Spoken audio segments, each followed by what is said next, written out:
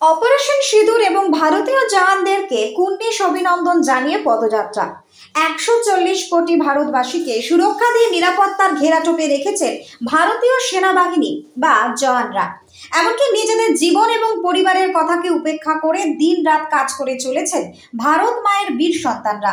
পাশাপাশি দেশকে শত্রুর হাত থেকে রক্ষা এবং দেশের মায়েদের শীতের সিঁদুর রক্ষা করতে শত্রু দেশকে উপযুক্ত জবাব দিয়ে ভারত মায়ের সম্মান অক্ষুণ্ণ রেখেছেন। শুধু তাই নয়, শত্রুর মোকাবিলা করতে অভিযানের নাম দেওয়া হয়েছে সিঁদুর। ভারতীয় জওয়ানদের এমন সমস্ত কর্মকাণ্ডকে শ্রদ্ধা এবং সম্মান জানিয়ে শনিবার এক পদযাত্রা অনুষ্ঠিত হয় কামারহাটিতে।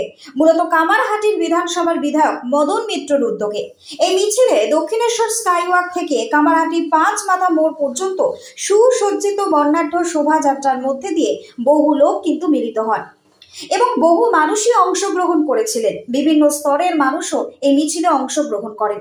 শুধু অংশগ্রহণ করা নয়, প্রত্যেকটি মানুষের কাঁধে ছিল জাতীয় পতাকা। কিন্তু হঠাৎ কেন এই মিছিল? কামারহাটির বিধানসভার বিধায়ক মদন মিত্রকে এই প্রশ্ন জিজ্ঞাসা করা হলে তিনি জানান, দেশের স্বার্থে কোনো রাজনীতি হবে না। মূলত ভারতীয় সেনা বা জওয়ানদের অভূতপূর্ব সাফল্যেই তাদের কুর্নিশ জানাতেই এই মিছিল। এছাড়াও আরও কি জানালেন, শুনবো বিস্তারিত। যারা লড়াই করছে, যারা বর্ডারে দাঁড়িয়ে আছে, প্রত্যেকের জন্য আমাদের সালাম। এবং ইতিমধ্যেই কফিনে মুড়ে আমাদের জওয়ান ভাইয়ের মৃতদেহ এসে পৌঁছেছে।